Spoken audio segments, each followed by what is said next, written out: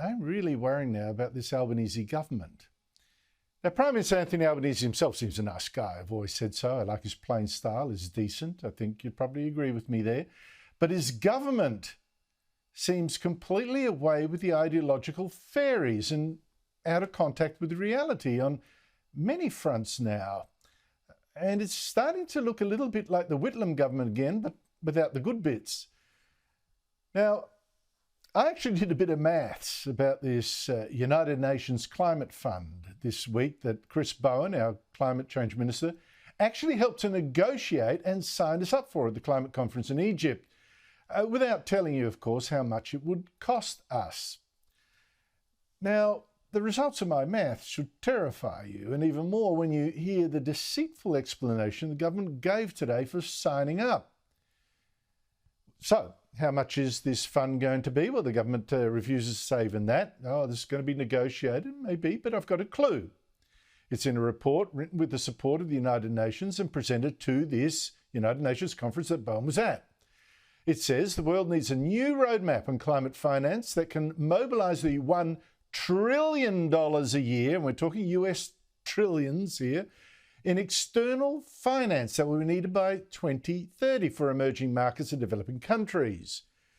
$1 trillion per year from richer countries, that's external finance is talking about, to poorer ones, not including China, it says. $1 trillion a year to fix what it claims is the damage that we are causing with our global warming emissions.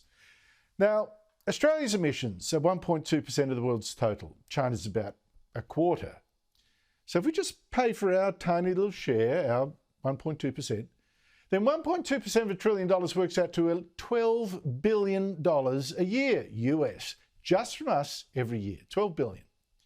Probably more, really, when you realise that China and India's the third biggest emitter, they won't be paying. Absolutely not. It's about the West, you know, we will, the US will, Europe will. And this is what the Albanese government has signed us up for, saying, oh, no, don't worry, we'll sign first and we'll work out the finances afterwards, all the details. Whoever does business like that, you know, sign this document and we'll work out the dollars afterwards. I mean, seriously. But that's what this government has done. But it gets worse. Today, the other minister that went to this climate conference in Egypt with Chris Bowen is Pat Conroy, Minister for the Pacific and all that kind of stuff. He was in Parliament today explaining why we have to cough up more cash, a lot more cash, to Pacific Islands. Climate crisis.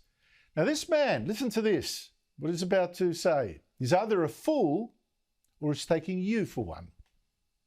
Nothing is more central to the security and well-being of the Pacific than taking action on climate change. And that's because the Pacific is bearing the brunt of climate change.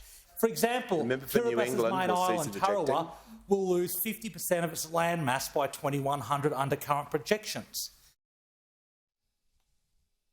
Kiribati is drowning because of global warming. Pat Conroy trots out that dead cat again. I mean, you wonder how a minister can tell the nation in Parliament such complete whoppers to persuade you that we should hand potentially billions of dollars to the Pacific. Fact, Kiribati is not drowning at all. Here's our Bureau of Meteorology sea level data for Kiribati. It's up to date. See for yourself. In the past 20 years, sea levels have hardly budged. And in fact, a scientific paper from a French university in 2015 said the South Tarawa Atoll in Kiribati, this popular place that Pat Conroy is talking about, had actually increased in size, not shrunk, increased. And the author told the New Scientist, there is presently no evidence that these islands are going to sink. And even Anatole Tong is a former president of Kiribati. He's been going around the world, you know, saying global warming, global warming. He actually admitted the same thing to a very surprised ABC host. What's the situation now? How perilous is it? I've always been very frank, honest to say that I don't see the sea level rise. Now, it's true. The sea's maybe slowly rising. That's true. Just a tiny bit, but a little bit.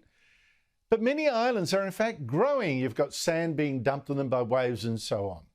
Nearly half are growing, in fact, and most of the rest are stable. Even the ABC last year had to admit that Auckland University scientists said Kiribati, as well as the Marshall Islands and the Maldives, that had grown up to 8% in size over the past 6 decades. And I've got to ask, does the Albanese government really not know the science?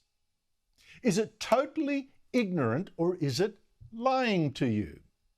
And if it's lying, that lie could soon cost us millions or even billions, maybe even 12 billion a year, to be precise. I tell you, this global warming religion is going to ruin us.